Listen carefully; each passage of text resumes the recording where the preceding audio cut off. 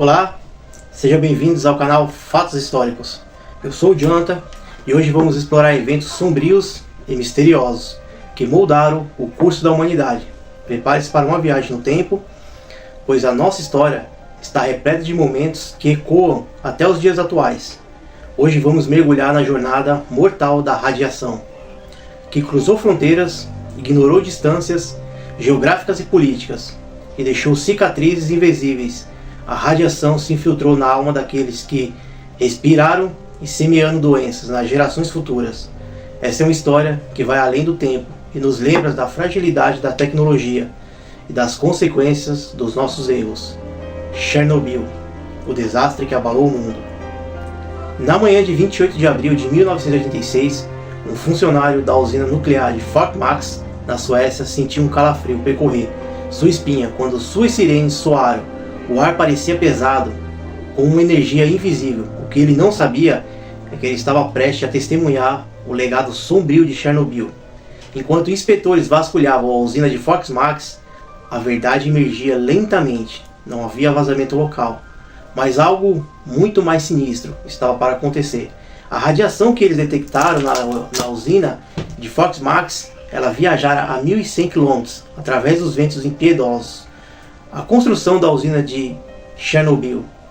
A usina de energia Vladimir Ulyanov, popularmente conhecida como a usina nuclear de Chernobyl, localizada em Pripyat, na Ucrânia soviética, começou a ser construída em agosto de 1972 e foi oficialmente comissionada em setembro de 77, quando seu primeiro reator foi instalado, sendo que o segundo foi colocado em atividade no ano seguinte.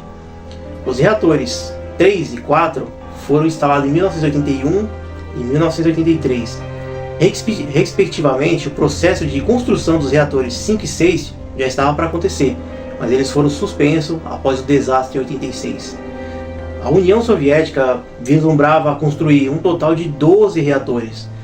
Na época do desastre, a usina continha 4 reatores RMBK-1000 operacionais, capazes de gerar de 1.000 megawatts de energia elétrica a 3.200 megawatts de energia térmica, e era responsável por 10% da energia da Ucrânia. Em conjunto à construção, a usina, a partir de 1970, foi erguida uma cidade, a cidade de Pripyat, para servir como lar dos trabalhadores na usina e suas famílias de Chernobyl. Era a primeira usina nuclear em solo ucraniano e a terceira com reatores RMBK, sendo que as outras duas seriam a usina nuclear de Leningrado e a central nuclear de Kursk. O desastre de Chernobyl. A catástrofe de Chernobyl ocorreu entre 25 e 26 de abril de 1986. O reator nuclear número 4 da usina nuclear de Chernobyl, perto da cidade de Pripyat, no norte da Ucrânia soviética, próximos à fronteira entre a Bielorrússia soviética e ocidental, ocorreu durante um teste de segurança. No início da madrugada, que simulava uma falta de energia da estação, durante o qual o sistema de segurança de emergência e de regulagem de energia foram intencionalmente desligados. Uma combinação de falhas inerentes no projeto do reator, bem como a dos operadores do reator, que organizaram o núcleo de uma maneira contrária à lista de verificações para o teste, que resultou em umas condições de reação descontrolável. A água superaquecida foi instantaneamente transformada em vapor, causando uma explosão de vapor destrutiva, e subsequente a um incêndio que jorrou grafite ao ar livre e produziu correntes ascendentes considerável por cerca de 9 dias. O fogo foi finalmente contido em 4 de maio de 1986, mas as plumas das produções de fissão lançadas na atmosfera pelo incêndio precipitaram-se sobre as partes da União Soviética e da Europa Ocidental. A catástrofe de Chernobyl é considerado o acidente nuclear mais desastroso da história, aproximadamente igual em magnitude, tanto em termos de custo quanto de baixas, e um dos únicos acidentes de energia nuclear classificado como evento de nível 7, a classificação máxima na escala internacional de acidentes nucleares, sendo um outro acidente nuclear foi a de Fukushima no Japão em 2011. A luta para salvaguardas de cenários com potenciais para uma catástrofe é maior, juntamente com os esforços posteriores de descontaminação do entorno da usina, que envolveu mais de 500 mil trabalhadores denominados de liquidadores, e custou cerca de 18 bilhões de rublos soviéticos. A catástrofe de Chernobyl. O arrefecimento do reator durante a falta de energia. Em uma operação normal, A fração significativa da potência de um reator nuclear é derivada não da fissão nuclear, mas sim pelo decaimento da radioatividade dos acúmulos dos produtos do processo de fissão. O calor gerado desse decaimento continua mesmo após a reação em cadeia ter sido parada, após como foi feita uma parada de emergência, por exemplo. O resfriamento ativo é necessário para evitar que ocorra um determinado núcleo nos reatores. O RMBK, como os presentes em Chernobyl, usava água para resfriamento. O reator número 4 em Chernobyl tinha cerca de 1.600 canais de combustíveis individuais, sendo que cada um deles requeria um fluxo de resfriamento de 28 toneladas métricas de água por hora, assim como as bombas de refrigeramento. Também precisava de eletricidade, que continha o funcionamento por algum tempo, após o seu desligamento de emergência. Um evento de falha no fornecimento de energia para cada um dos reatores de Chernobyl, que tinha disponível 3 geradores a diesel reserva. Esses geradores podiam ser ativados em até 15 segundos, mas era necessário entre 60 e 75 segundos para que eles atingissem uma potência máxima, gerar entre os 5,5 megawatts necessários para operar uma das bombas principais. Neste atraso de 1 minuto representava uma falha na segurança do projeto, que foi teorizado, e que a inércia rotacional armazenada nas turbinas a vapor e a pressão residual do vapor em si podia ser causada para gerar a energia elétrica necessária para preencher esse hiato de tempo. A análise indicava que isso poderia ser o suficiente para fornecer energia elétrica para o funcionamento das bombas e refrigeradores por cerca de 45 segundos, e o que não preenchia completamente a lacuna entre uma falha de energia externa e o tempo elevado para que os geradores de emergência chegassem à sua potência total. Teste de segurança. Essa capacidade ainda precisava ser confirmada experimentalmente. Os testes feitos acabaram sendo um fracasso. Um teste inicial foi realizado em 1982 e indicou que a energia gerada nas turbinas não seria suficiente, pois não conseguia manter o campo magnético após o disparo da turbina. O sistema foi então modificado e o teste foi repetido em 1984, mas novamente não foi bem sucedida.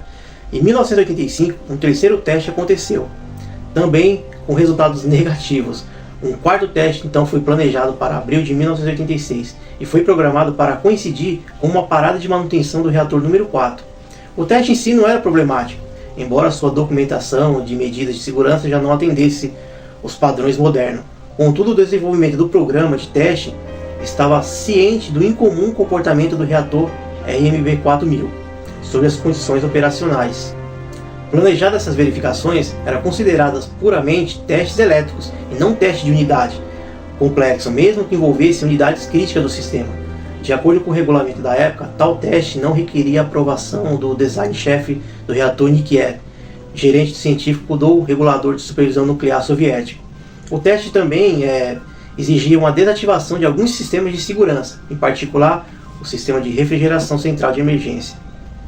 O procedimento experimental foi projetado para acontecer da seguinte maneira: o reator deveria estar funcionando a potência baixa, entre 700 e 800 megawatts. O gerador da turbina a vapor deveria estar funcionando na velocidade máxima. Quando as condições requeridas fossem atingidas, o suprimento de vapor para o gerador de turbina seria fechado. O desenvolvimento do gerador de turbina deveria ser registrado para determinar se poderia fornecer energia para as bombas de refrigeração até que os refrigeradores a diesel fossem ligados e mandassem energia para as bombas de refrigeração. Automaticamente, depois que os geradores de emergência atingissem a velocidade as voltagens normais, o gerador de turbina poderia continuar a girar para baixo. A parada de manutenção do reator deveria ser concluída no teste no dia 25 de abril de 86 e seria conduzida durante o turno do dia, na mesma data em que o reator 4 deveria ser desligado para manutenção de rotina. Os funcionários do turno do dia foram instruídos de antemão a respeito das condições operacionais do reator para o teste. Além disso, uma equipe especial de engenheiros elétricos estaria presente para conduzir os testes de 1 minuto sobre o novo sistema de regulador de voltagem, uma vez em que as condições corretas tivessem sido atingidas. Como planejado, uma redução gradual na produção de energia da usina começou às 13 horas da tarde do dia 25 de abril, e a potência chegou a 50% do seu nível nominal, que era de 3.200 watts térmicos. No começo do turno do dia, atrasos no teste mudanças no turno ficaram para 1.600 watts. Então o turno diurno executou muitas tarefas de manutenção, não relacionadas em teste em si, que deveria começar por volta das 2h15, com as preparações iniciais incluindo a desativação do sistema de refrigeração central de emergência. Enquanto isso, outra central elétrica regional foi inesperadamente desligada, e por volta das 2 horas, os controladores da rede elétrica de Kiev pediram para que a redução da saída de energia de Chernobyl fosse adiada, já que havia uma enorme demanda energética no começo da noite. O diretor da usina, Victor, concordou que os testes foi adiado por 10 horas. O turno do dia então foi substituído pelo turno da noite. Apesar dos atrasos no sistema de refrigeração central de emergência, havia permanecido desativado e ele havia sido desconectado por uma válvula de gaveta manual, o que na prática significava que 2 ou 3 pessoas passaram o dia inteiro tendo que virar essas válvulas manualmente, e esse sistema não teria influência nos eventos que se desenrolaram na seguinte, mas permitiram que os funcionários do reator, por quase 11 horas dos testes, foram de proteção de emergência, e que indicou um nível geralmente baixo da cultura de segurança soviética. Às 23h04, os controladores da rede de energia de Kiev permitiram que o desligamento do reator prosseguisse, e esse atraso teve consequências gravíssimas, sendo que os funcionários do turno noturno só haviam começado a trabalhar por volta da meia-noite. Com várias dessas etapas já em teste, em andamento, de acordo com o plano, o teste deveria ter sido concluído antes do término do turno do dia. Vai vendo. Novamente, o pessoal da noite só teria que manter o sistema de refrigeração térmico por decaimento da instalação desligada. O turno da noite teve um tempo limitado para se preparar e executar o experimento. Anatoly Dyatlov, o vice-engenheiro-chefe da usina de Chernobyl, ele estava presente para supervisionar o teste e dirigir o experimento, já que ele era o funcionário com a maior patente entre todos os presentes na usina. Suas ordens e instruções eram superiores de qualquer um daquela equipe na sala de controle. Servindo sob Dyatlov estava Akimov, o chefe do turno da noite, e o Tuponov, o operador responsável pelo sistema de regime da operação do reator, função a qual incluía a movimentação das hastes de controle. Tuponov era um engenheiro jovem, sênior, que havia trabalhado aproximadamente de 3 a 4 meses. O teste exigia uma redução gradual da energia da saída do reator número 4 para um nível térmico de 700 a 1000 MW de potência. Então, eles conseguiram 720 MW, foi alcançado por volta da meia-noite 5, no dia 26 de abril de 1986. Devido à produção de um subproduto de fissão no reator, o xenônio-135, que é um absorvedor de nêutrons, ele inibia a reação em cadeia do poder do núcleo, que continua a diminuir na ausência da ação adicional dos operadores dependente, gerando um processo conhecido como envenenamento do reator. Em um procedimento padrão, isso é evitado com a queima rápida do xenônio-135, até que ele se torne altamente instável. Com a potência do reator diminuindo a quantidades elevadas previamente produzidas do iodo-135, estava decaindo o xenônio também 135. Para observar os nêutrons mais rápido do que agora reduzido o fluxo de nêutrons, poderia queimar. Quando a potência havia baixado para aproximadamente 500 MW, o controle do reator havia sido mudado para um modo diferente, para manter manualmente o nível de energia. Nesse momento, a potência cai drasticamente, inesperado de qualquer desligamento do reator. Com uma potência de 30 MW, mais ou menos, as circunstâncias exatas que levaram a essa queda de energia são desconhecidas. O Akimov e o Tuponov, engenheiros nucleares, que sob a supervisão de Dyatlov, foram peças centrais na condução dos testes e morreram de envenenamento radioativo.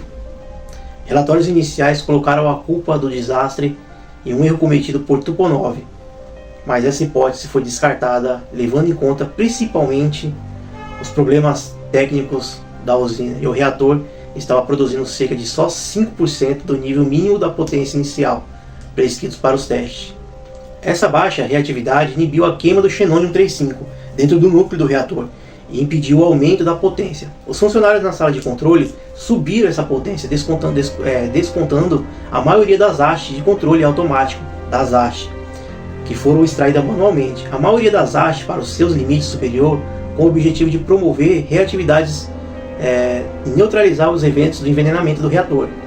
Vários minutos se passaram entre a extração das hastes e o ponto de potência, que começou a aumentar, até posteriormente se estabilizou entre 160 e 200 megawatts. Mas entre meia-noite e 35 e meia-noite e 45, sinais de alarme de emergência relativos aos parâmetros da hidráulica térmica começaram a soar, mas foram totalmente ignorados, aparentemente para preservar a potência baixa do reator. O motivo dessa desconsideração pelos alarmes de segurança não é conhecido. Supostamente, Dyatlov, o vice-engenheiro-chefe da usina, pressionou seus funcionários para prosseguir com os testes. Apesar dos problemas aparentemente chegando e a ameaça de demissões, aqueles que se expressavam, algumas sob a sua objeção. Então, o fluxo excedeu o limite permitido, e às 1h19, acionando um alarme de baixa pressão de vapor ao mesmo tempo que o fluxo extra de água reduziu a temperatura geral do núcleo e reduziu os vazios de vapor existentes do núcleo, os separadores de vapor, como a água e o absorvedor de nêutrons fraco, a maior densidade da água líquida faz com que seja um absorvedor melhor do que o vapor, e a ativação das bombas adicionais diminuiu a potência do reator. A equipe responsável a isso do desligamento das duas bombas de circulação para reduzir o fluxo da água de alimentação, em um esforço para aumentar a sua pressão de vapor, removeu manualmente mais hastes de controle para manter a energia. Quando os operadores tentaram um desligamento de emergência, ocorreu um aumento significativo maior na produção de energia. Esse pico levou a uma ruptura no vaso do reator e uma série de explosões a vapor. Desses eventos, expuseram-se o moderador de grafite do reator ao ar, fazendo com que ele se inflamasse e explodisse o reator. O incêndio resultante enviou longas plumas de pó altamente radioativo para a atmosfera, causando precipitações na radioatividade em uma das extensas áreas das plumas que percorriam grandes partes da União Soviética e da Europa. De acordo com dados oficiais pós-soviéticos, após cerca de 60% delas atingiram a Bielorrússia, e 36 horas após o acidente, as autoridades soviéticas estabeleceram já uma zona de exclusão de 10 km, que resultou na rápida evacuação de 49 mil pessoas, principalmente da cidade de Pripyat, o centro populacional mais próximo durante o acidente. E o vento mudou de direção, e o fato das diferentes plumas do reator terem diferentes proporções de radioatividade indica que as taxas relativas de liberação de diferentes elementos no local estavam mudando. Como as plumas se precipitavam subsequentemente e continuaram a ser geradas, a zona de evacuação foi aumentada de 10 km para 30 km, cerca de uma semana após o acidente. Outras 68 mil pessoas foram evacuadas, inclusive da própria cidade de Chernobyl. Levantamento da detecção de pontos isolados da precipitação fora dessa zona ao longo dos anos resultaram na evacuação de 135 mil pessoas entre os anos de 1986 até 2000. O número total de pessoas permanentemente reassentadas nas áreas mais severamente contaminadas triplicou para cerca de 350 mil pessoas. Combate ao incêndio. Ao contrário do regulamento de segurança betume, um material combustível que foi utilizado na reconstrução do teto do prédio do reator e no salão da turbina, o material ejetado excedeu pelo menos 5 focos de incêndio no telhado do reator 3 e ainda estava em operação. Era imperativo apagar esse incêndio e proteger o sistema de resfriamento do reator número 3. Deste reator, o chefe do turno da noite, Yuri Brakdassarov, queria o desligamento imediato, mas o engenheiro-chefe Nikolai Fomin não permitiu. Os operadores da usina então receberam respiradores e tabletes de iodo de potássio. Então foram instituídos a continuar trabalhando até as 5 da manhã. Brakdassarov então decidiu desligar o reator 3, deixando para trás apenas os trabalhadores responsáveis pelo sistema de refrigeração de emergência. Cerca de 20 minutos após o acidente, por volta da 1h45, os bombeiros começaram a chegar ao complexo da usina. Os primeiros bombeiros a chegar eram da unidade liderada pelo tenente Plavik, Volodymyr Plavik. Então eles foram informados a respeito de qual perigoso a radioatividade do local. Era uma fumaça dos destroços e muitos pensavam que era apenas um incêndio superficial comum, talvez uma falha elétrica. O tenente Plavik faleceu no dia 9 de maio de 86, 13 dias após o acidente. como consequência do envenenamento por radiação. O Grigori Kemel, que era um dos motoristas do caminhão de bombeiros, descreveu o que aconteceu. Nós chegamos por uns 10 ou 15 minutos por volta das 2 da manhã. Nós vimos grafite espalhado pelo chão. Misha, um dos bombeiros, perguntou: "Isso é grafite?" Eu chutei o objeto para o lado, mas um dos bombeiros de outro caminhão pegou o grafite com a mão. "Está quente", ele disse. Os pedaços do grafite eram de tamanho diferente, alguns grandes, outros pequenos, o bastante para pegá-los. Nós não sabíamos muito sobre radiação. Mesmo aqueles que trabalhavam lá não tinham ideia de que havia mais água no caminhão. Então Misha encheu uma cisterna e nós miramos a água no teto. Então os garotos que morreram foram até o teto. O Kolia e o Volodia Pravik, eles subiram as escadas e nunca mais os vi novamente. Anatoly Zagarov, um bombeiro estacionado em Chernobyl desde 1980, ofereceu uma descrição diferente em 2008. "Eu lembro de brincar com os outros. Deve haver uma quantidade incrível de radiação aqui. Teremos sorte se ainda estivermos vivos pela manhã." E também afirmou: "É claro que nós sabíamos que se tivesse seguido os regulamentos, nós nunca teríamos chegado perto daquele reator. Mas era uma obrigação moral nossa e dever. Nós éramos como kamikaze. A prioridade imediata era extinguir os focos de incêndio no teto do reator, da estação aérea, ao redor do prédio. O conteúdo do reator 4 que explodiu para proteger o reator 3 e manter o seu sistema de refrigeramento intacto, os incêndios superficiais já haviam sido extinguidos por volta das 5 da manhã. Mas a essa altura, muitos dos bombeiros já tinham recebido doses letais da radiação. Já o fogo dentro do reator 4 continuou a queimar dentro de até 10 dias. Até 10 de maio de 86, é possível que metade do grafite do reator tenha queimado até virar cinzas.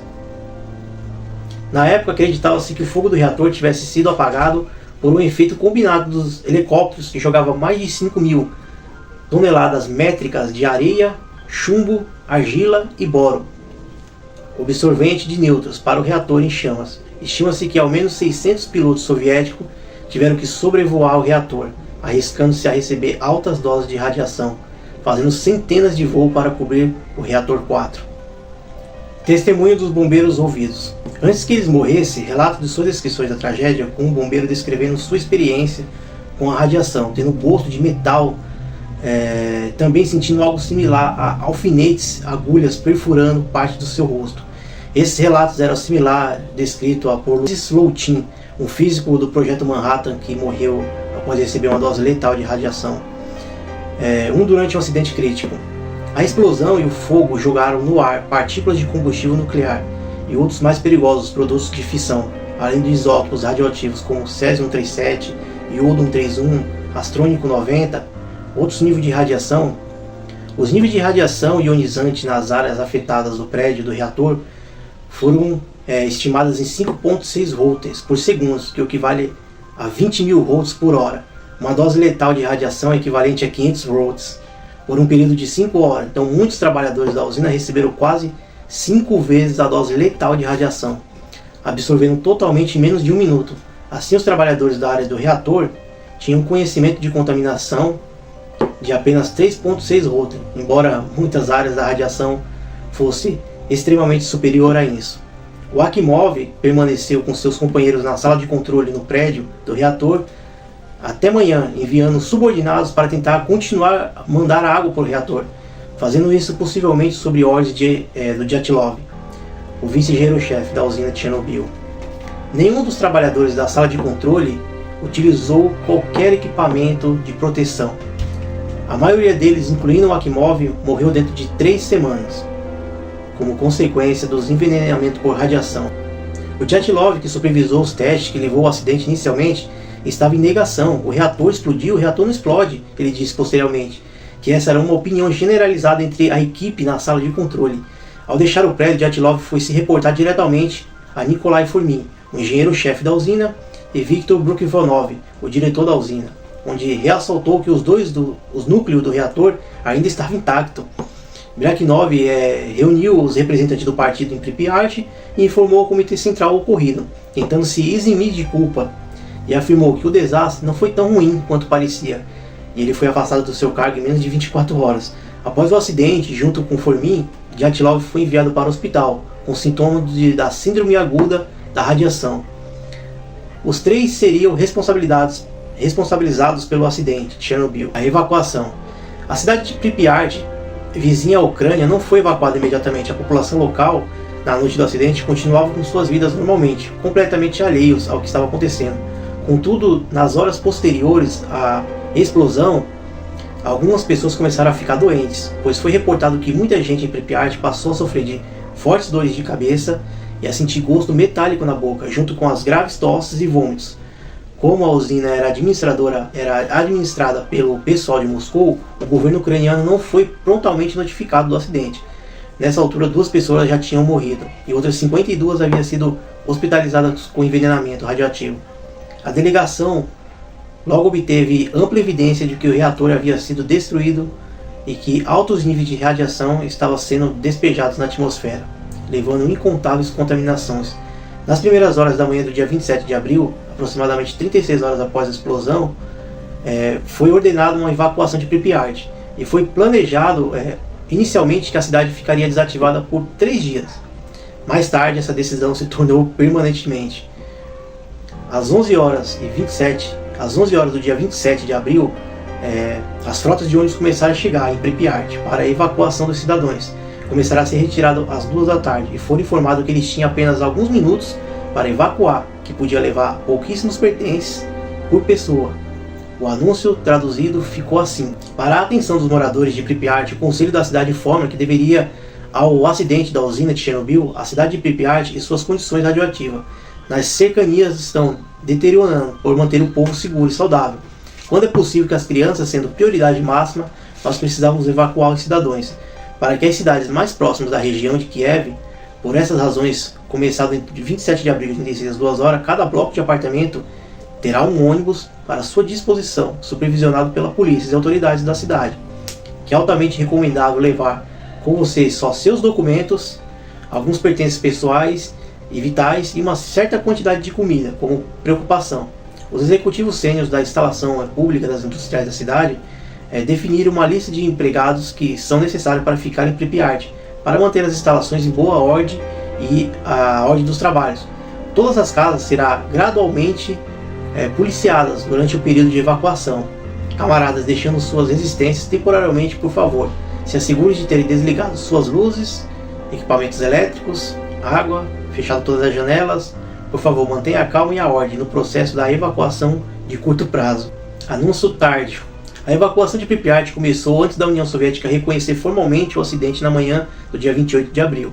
Os níveis de radiação ficaram tão altos que foram detectados nas centrais nucleares de Fort Max, na Suécia, a mais de quilômetros de distância, mais de 1000 quilômetros de distância de Chernobyl.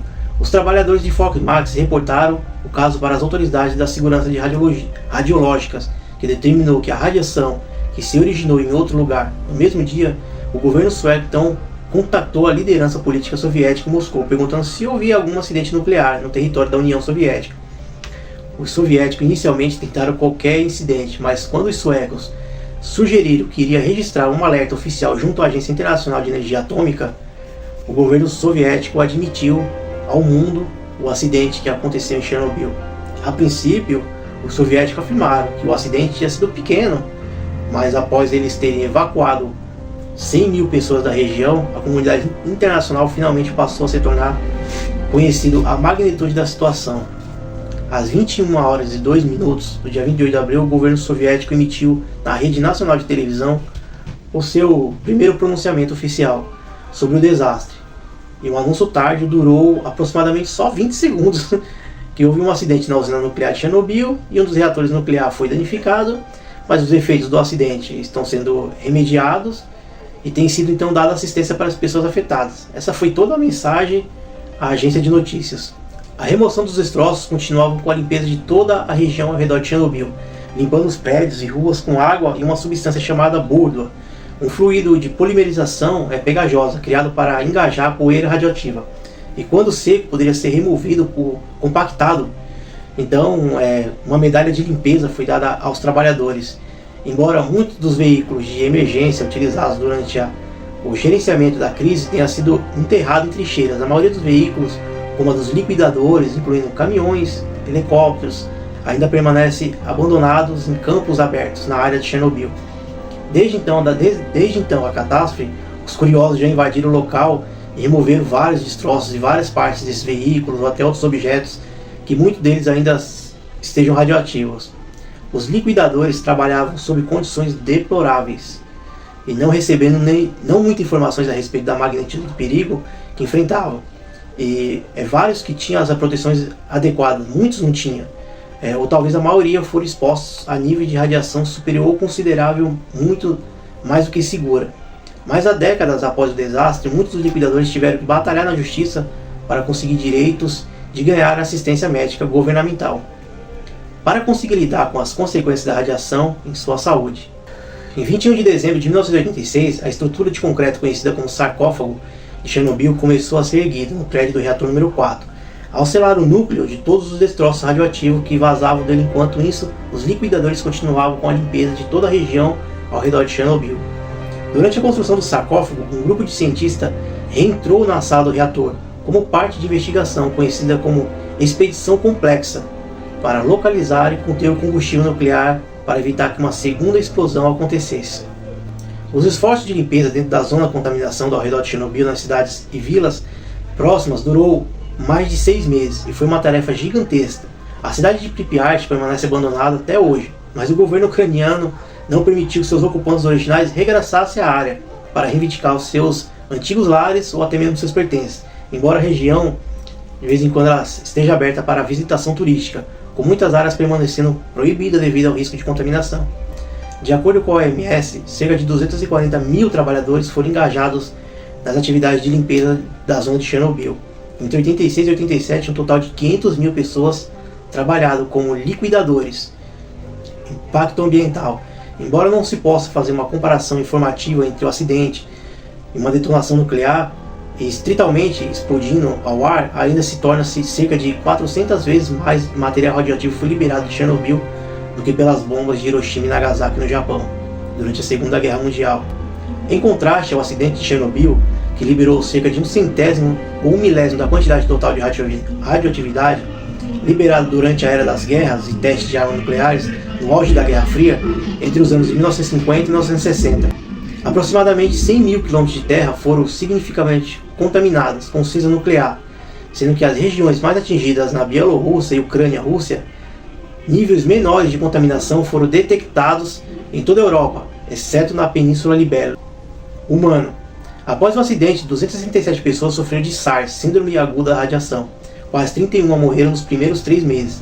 Sobre o número de mortes de acidente, relatórios afirmam que 28 trabalhadores de emergência de liquidadores morreram de síndrome da radiação aguda, incluindo queimaduras beta.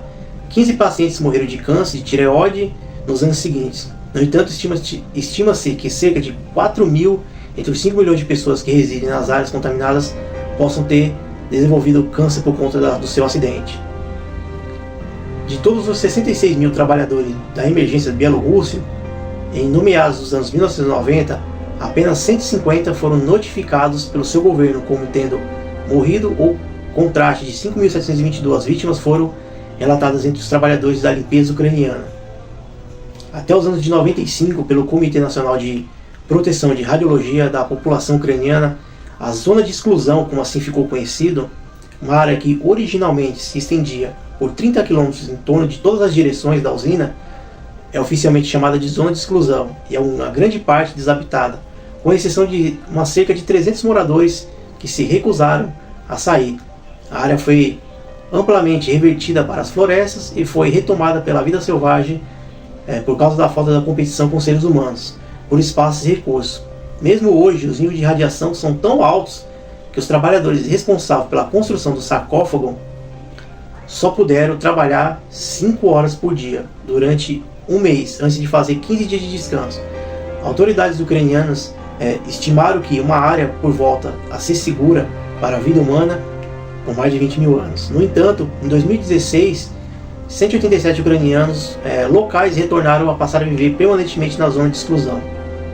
Em 2011, a Ucrânia abriu essa zona selada em torno do reator ali de Chernobyl para turistas que desejam aprender mais sobre sua tragédia, que ocorreu em 1986.